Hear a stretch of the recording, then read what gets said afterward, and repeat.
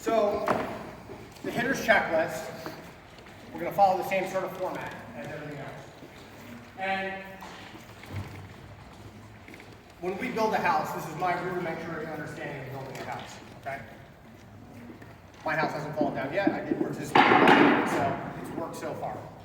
We want to build the house from the ground up. We've got to have a solid foundation. So if our feet and our legs aren't working properly, guess what? Like, we're done. Right? It's probably not going to be real successful. So what we want to do, okay, when we hit, is we want to start with our feet. And I think one of the questions that coaches often have and players are often confused by is like, where do I stand, right? And my 4-year-old, right, has been hitting like since probably he was like, 15 months old, since he could stand. But he still like screws that up all the time, right? And sometimes like he'll just get up here and he like just stands here like this, okay? And then other times like he stands on the wrong side of the plate. He's a lefty, okay? And it's a little bit different every time because he's still trying to figure it out. So one of the things that we do is, as a coach, I like to draw a line in the dirt with the end of their bat of where I think approximately they should stand, right? Knowing that we're not coaching like individuals, we're coaching the masses here. We're just trying to teach as much information to as many people as possible, knowing that we're going to have to be a mechanic, right, along the way and tweak everybody, but we're going to teach the masses here at the beginning. So when they come up to the plate, let's say Alex is going to be the first hitter in practice or the game. I would say, hey Alex, give me your bat real quick. Right? I take his bat, I just draw a line approximately where I think he should stand, and then I do that. The next thing I say, hey Gage, come stand right over here, buddy. Right? The next thing I would say to Alex is, hey Alex, toes on the line. Right?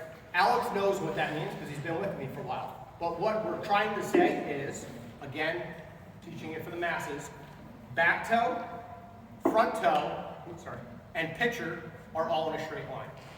You're going to have some players that are, show me your foot up here, a little closed. You're going to have some, put your toe up here, are a little open. Is that okay?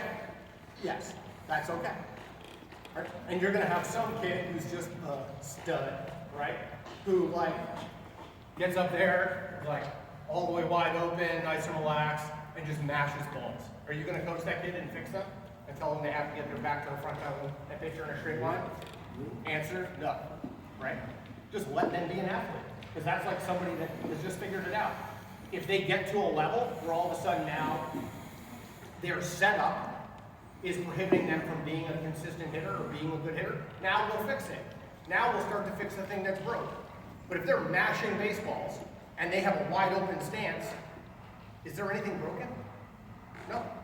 Because how you set up doesn't necessarily tell me everything about what you look like at contact. So long as we are getting to that good consistent position that we're going to talk about at contact, I don't really care how you stand, right? Like Kevin Youkilis, whoever saw him hit, right? I played with Kevin Youkilis in the minor leagues for a little bit and watched him for a long time in the big leagues. He had some crazy setups, right? But that's like how he felt comfortable. But he was able to get into that same good hitting position that Mike Trout does, or David Ortiz, or any of these other amazing players. They all sort of get to the same spots, generally speaking. How we get there doesn't necessarily matter. But again, we're coaching the masses, so we're going to talk about it in terms of that. So Gage, back up a little bit. So back toe, front toe, pitcher in a straight line. That's our first thing in the checklist. All right. The next part of the checklist is, where do we stand? Let's say we have a little bit older player. We don't want to draw a line in the dirt for them every single time they come up here. A good gauge, right? Not that gauge. A good gauge, a good barometer of where to stand is you take that bat, and I would say, right, you take that bat and you drop it to the front of your knee, okay? Right, to the top of the knee. And that's like a good idea of where you should stand in relationship to the plate. If you have somebody that just likes to crowd the plate and get on top of it, hey, cool, all great, right? Again, if it's not preventing them from being a good hitter, don't fix it. Some people like to stand close, right? Some people like to stand real far away. That's just their preference. If you have an older player that's struggling to catch up with the ball and they're standing in the front of the box, what's the easiest fix that we can have? Move them to the back of the box, right? Give them a little bit more time, right? Like, I have a slow bat. Like, I was a 200 hitter. So I needed all the time I could get, right? I moved to the back of the box. Now that also became detrimental to me like later because I'd be getting beaten up by sliders, so I had to sort of move around a little bit. But again, fix what's broken, right? Try to figure it out. So back toe, front toe, pitcher in a straight line, right? We stand approximately where we think we should stand, okay? Now the next thing, if we're working our way up, is how do we hold the bat? Right, and I want everyone, no gloves in your hands, no coffee, put all your stuff down for just a second. Because I'm gonna come around and check this, and Mark, you've been doing this long enough, you can check it with me. How do we hold the bat?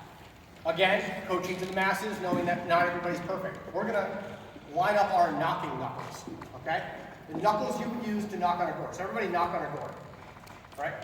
Do you knock with like your big punching knuckles, or those like smaller ones up front, right? The smaller ones up front, right? So, line up your knocking knuckles, we're going to come around and check it, all right? We're going to come around and check it. And the idea here is just getting the bat out of the palm of our hand and moving it up a little bit, right? Perfect, knocking knuckles, knocking knuckles. Mark's going to come around and check you. No knocking knuckles? Sorry, knocking knuckles, 3, okay?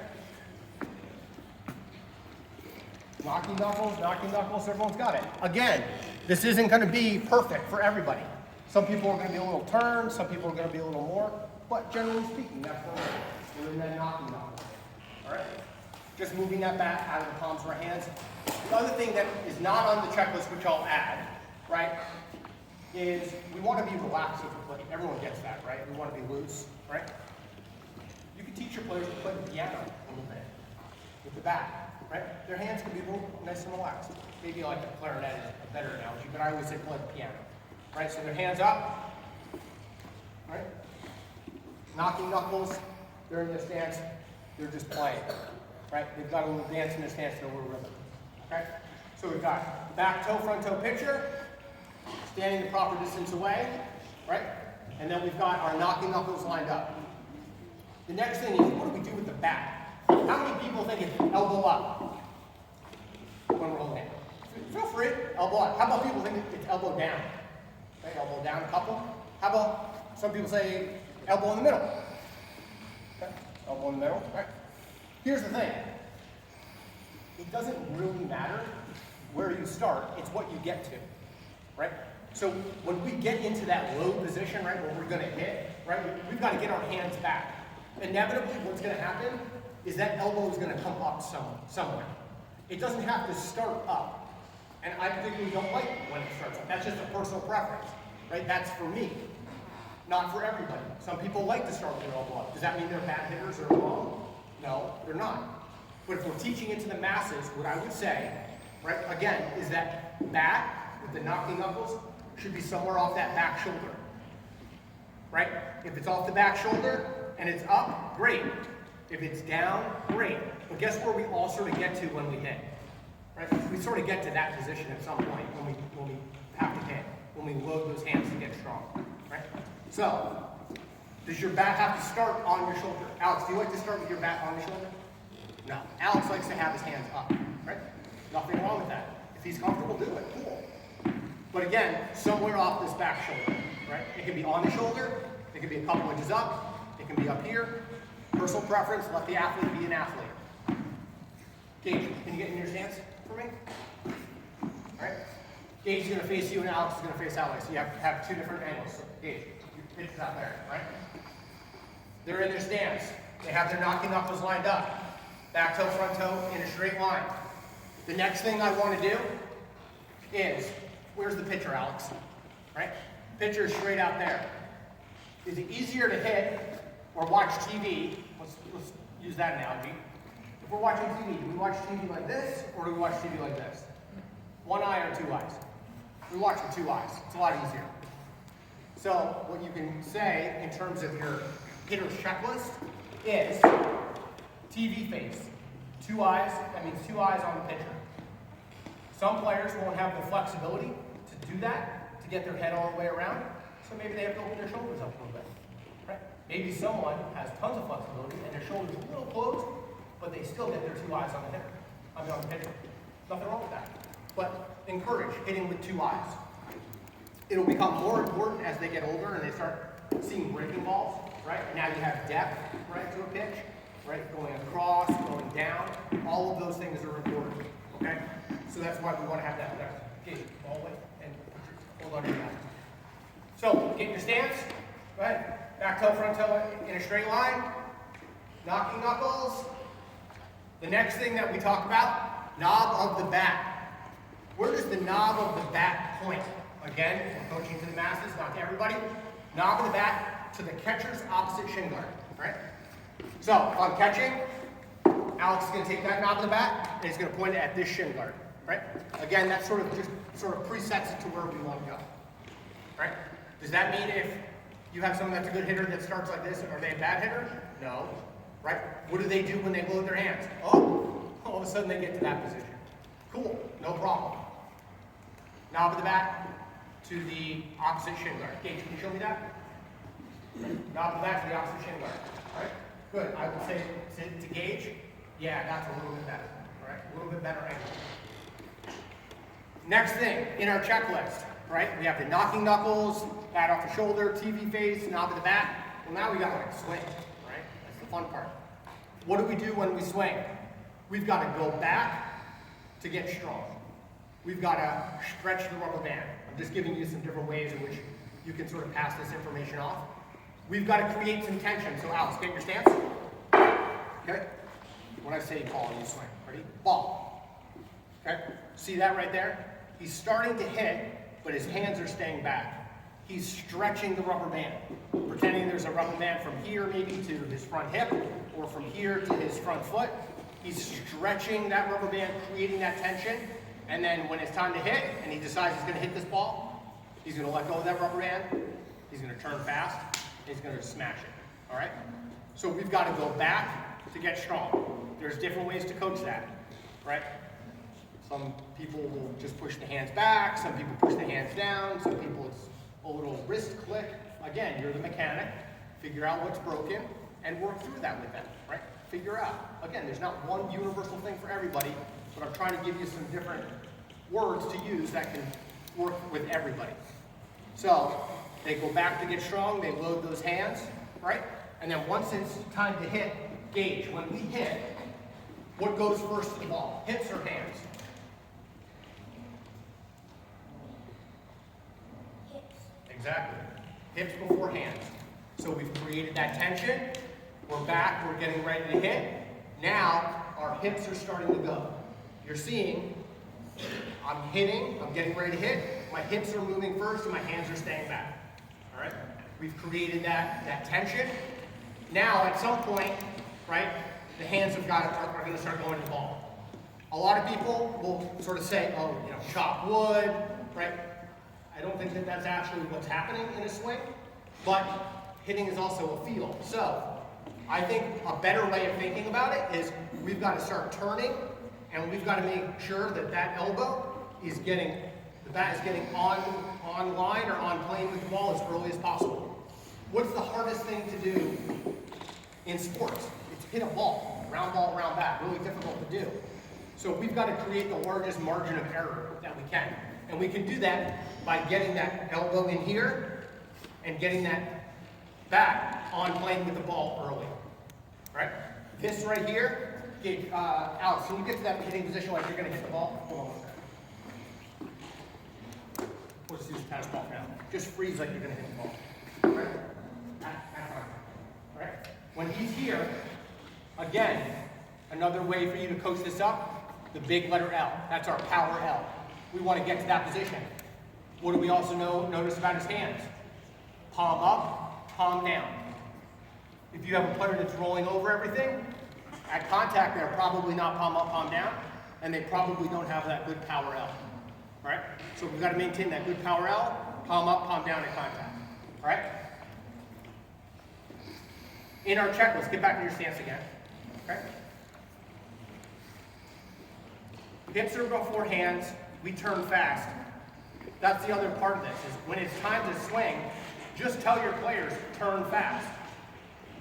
At the end, that's going to mean something different to everybody, and you might have to coach them a little bit different, but you're going to want them to understand This is really about rotational power, right? How fast are we turning?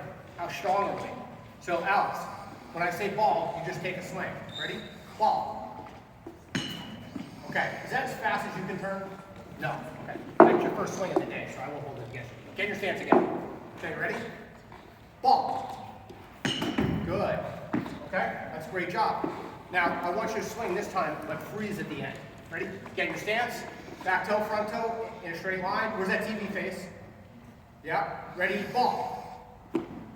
Oh, no, freeze after your swing's over. Back, start again. I didn't explain that. Go. Freeze. Good. Now, here's one thing I really like. Belly button is facing where? Pitcher. Okay? Back shoelaces are facing where? Right? Pitcher. Who here has heard the term squish the bug? Okay. I get why people say it, but is the power coming from our foot? No. The power is coming from our hips. So we want to turn our hips. Inevitably, that foot is going to rotate at some level. Some people more than others, right? But it's going to turn at some point. But we've got to emphasize that the turning is happening in our hips. So maybe it's the same thing as the shoulder, as throwing. Back shoulder replaces the front. Same thing when we hit. Back replaces the front. Maybe that's a way you can coach them up and get them to do what you want. But again, it's all about rotational strength. So let's everybody get in your stance. Okay? Let's go through our checklist. Back toe, front toe picture in a straight line. Everybody check their knocking knuckles. Great. Now, where's that TV face? Good. We've got our TV face. Where's the knob of the bat? Pointing to the back to the catcher. All right. On three, I'm just going to say ball, and you're going to take a swing and freeze. Ready? Ball. Great. See what we're doing right here? We're getting dry swings in. All of us. Nobody has a bat in your hand. Nobody's going to get hurt. Okay? But we're working on those foundational movements and getting some repetitions in without having to have one ball, one hitter. We can all work on this right at the beginning for a couple of minutes before we jump into actually hitting. Right? So again, let's do it one more time. Take a stance. Right? Ball. Some good looking swings. Right? Real good. Any questions about the checklist itself when we're hitting? Yeah. Is the feet starting slightly wider than shoulder, at shoulder? It does not matter what. Good point. So the answer is it depends, right? like every good lawyer would say, it depends on the facts. It depends on the sort of the anatomy of the player. I would say this. Alex hits with a pretty narrow stance. That's how he feels comfortable. But he takes a little bit of a larger stride when he goes to hit, right? Gage, right? Gage, show me your stance. Get your stance. Okay? Feet are stuck in cement. Gage doesn't take much of a stride and likes his feet a little bit wider. Okay? Alex takes a long one. But they both get to about the same place.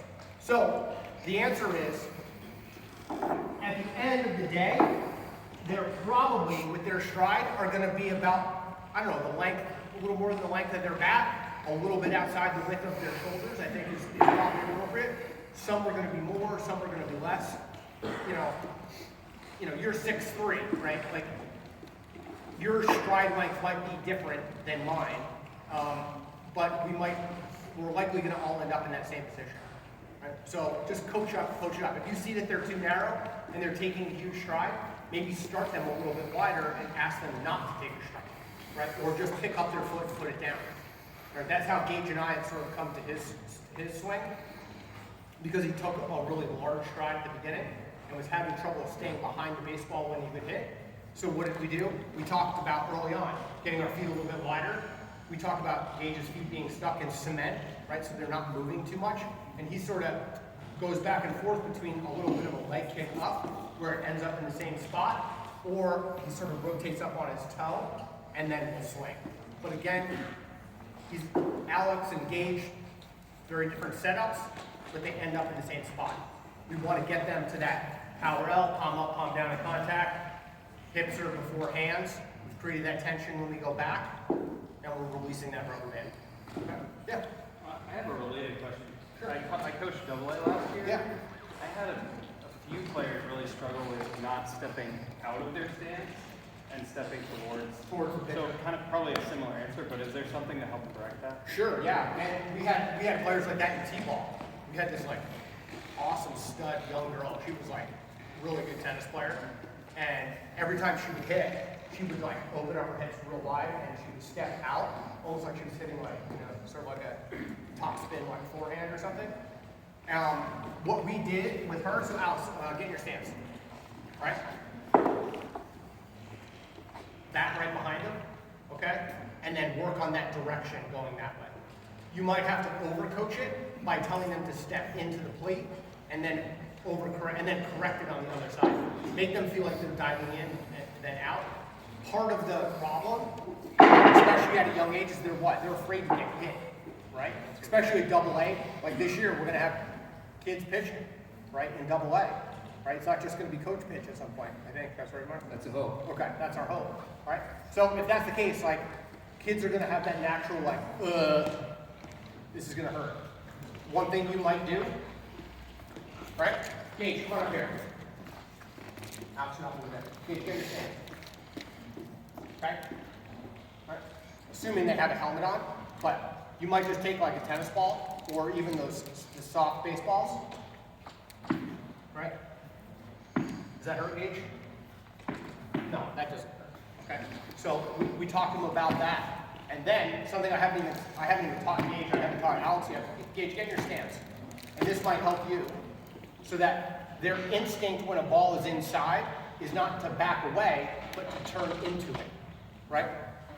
We don't want Gage to get hit in the face. We don't want him to get hit in the chest here, but Gage has got a big, strong back, right? So we're going to teach him to, when the ball's coming at us, rather than turn away from it, we turn into it. That might help you with your direction, and if that's their first instinct is here and turn, rather than, right? So we teach them how to get hit, right? So if we're going to get hit, Gage, with the ball, how are we going to do it? We're going to turn what? In. So get in your stance. Get in your stance. Right? This ball's coming at Gage. Show me how you turn into it. Yep. He shows me his back. He gets hit in the back. He gets to go to first base. So that might help you. What happens if like you're swinging in the ball, but you're like this and the ball still hits your back? Strike. Not real fair, is it? But the answer is yeah. There's got to be another hidden question. Come on. What do you do about a kid who comes to practice in games with like a 31-inch bat? It's like wedded to it. It's like, this is my bat, and you're like, you can't even swing with that. Let them fail. Yeah, I think failure is a great way to like fix that, right? They see their friends dropping bombs and hitting nukes over outfielders' heads, and they're swinging and hitting the tee 5 times, or they're striking out every time.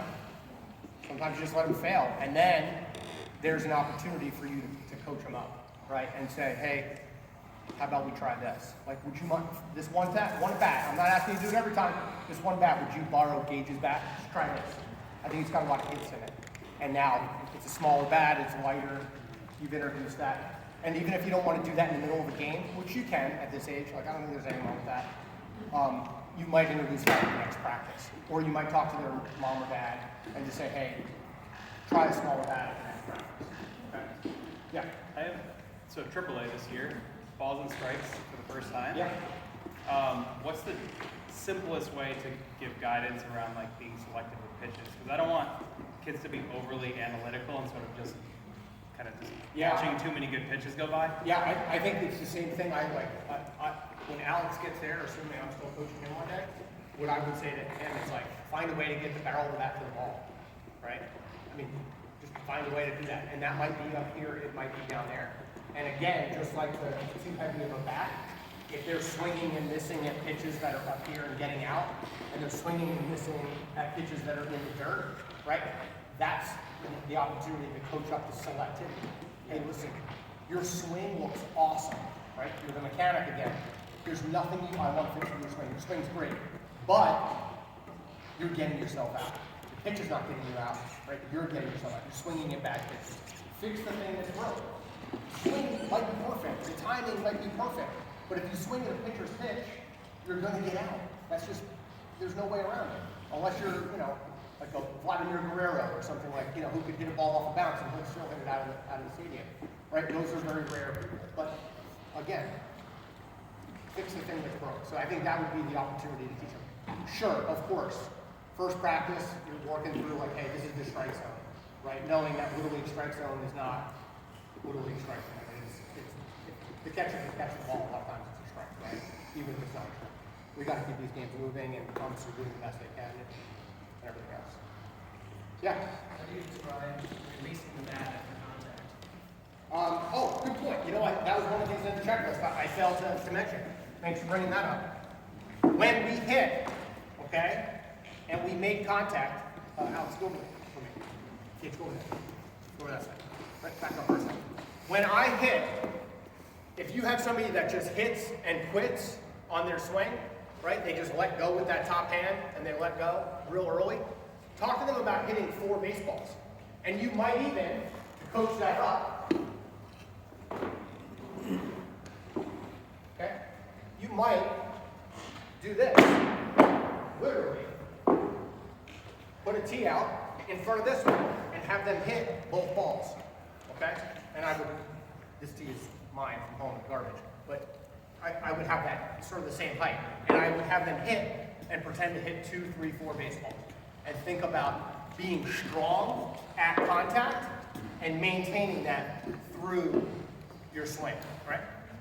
The kid that throws the bat, right, after, like you'll have that person too, you're just gonna have to like probably have a penalty, right? Like there's gonna have to be some sort of like negative incentive to that, right? Hey, listen, you throw the bat, you're gonna have to listen at bat, or you can't play the field next inning, right? That might be the only thing that gets through to them, right?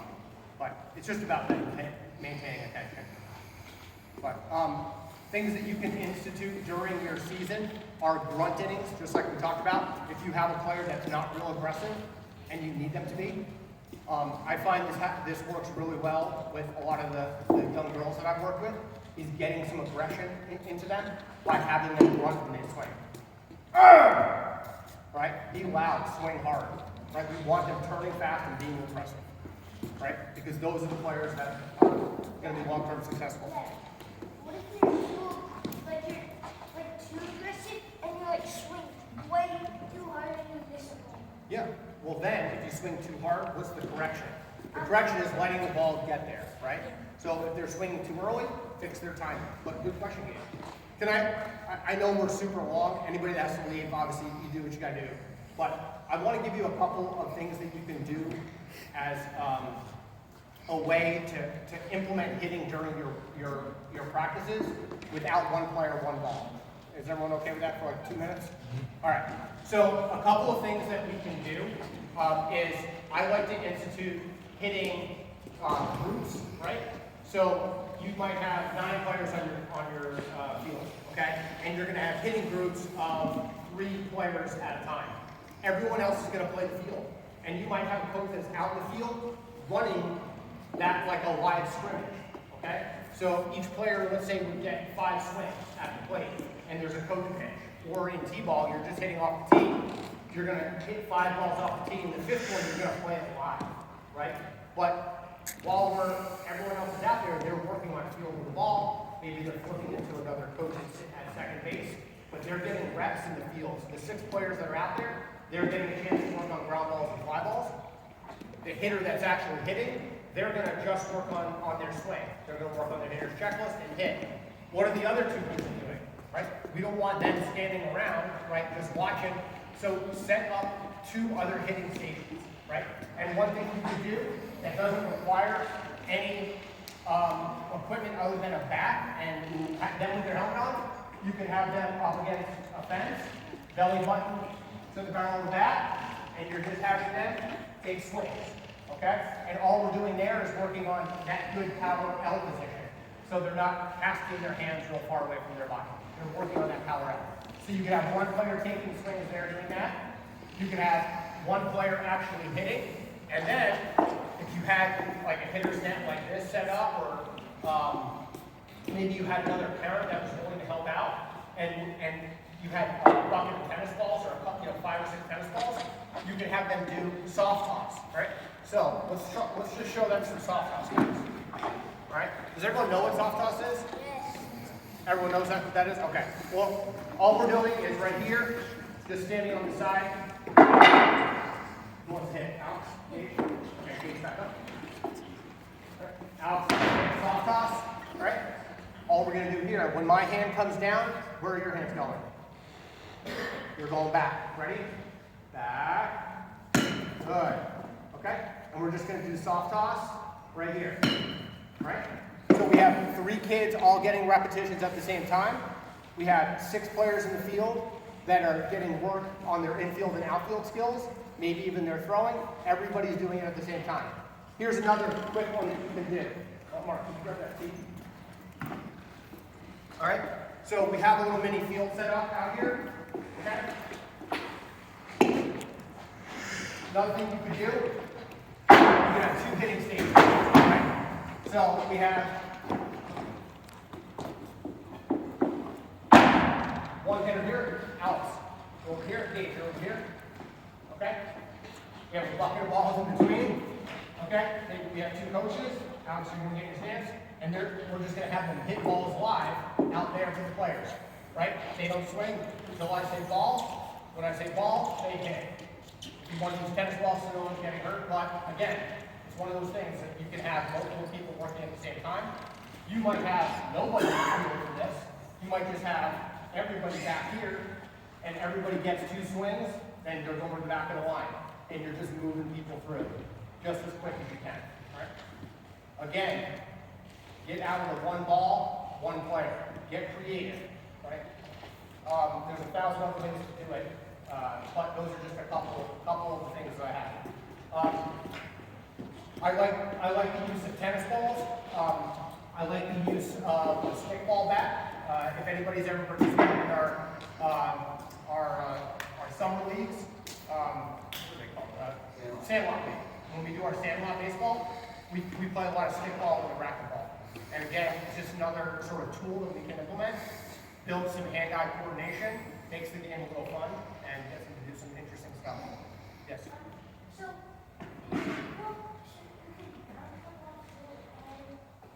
Tell them, not me. Tell them. Yeah, the answer is yeah. In stickball, we bounce the ball when we throw it in. So we don't just throw it around, we throw it, it bounces, and then they have to hit. Quick point. When we are pitching this season, in coach pitch, right? Alex, you hop off the plate. Gage, hop off the plate. All right? When I throw, let's assume that this is a regulation match. Okay? I'm not going to throw to Alex standing up back on the run.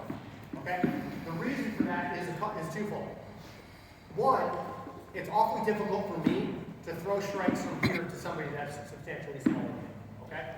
And inevitably, what I'm going to do is I'm going to lob balls to him like that, and he's going to try to match the plane of that lob coming in, and he's going to end up swinging in and out of the zone. Right? So we want to make it a more realistic environment. Right? And so what I like to do, right, I'm going to get down again to Alex's level.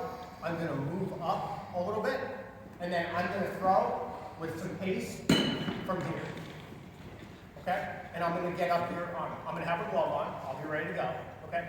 But when you're talking about the T-ball, where we implemented coach pitch and T-ball the last couple of years, and I think we're going to try to do that again by, what, maybe 3 or so?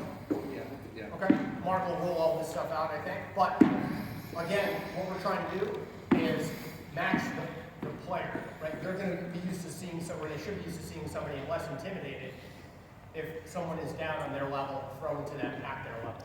And it's easier for Alex or any other player to match the plane of the ball when it's coming from a realistic height rather than standing up. I had a coach, I think last year, tell me like, hey, I just can't get down. I've had like 3 back surgeries, I just can't get down. Okay, cool. No one's going to fault you for that, right? Do the best you can, right? But if you have the ability to get down and throw from their level, do it. Okay? And move up a little bit to make it throw more strikes. Yeah, can I speak to that also on the softball side? Younger levels, toss it in, break the whole bed softball, really throw it in there. We can't necessarily get down on one knee, but really kind of throw it in there for those younger age girls, because they're never gonna see that. Yeah. And like we were talking about with the baseball, it's no different. I think that's a great point. It's no different. They're going to try to match the plane of that ball coming in. Their margin of error is going to be that much smaller. Okay? So we want to put a little pace on it, just like you're saying. You know, we're not looking at the ball away, but at the same time, put something on it so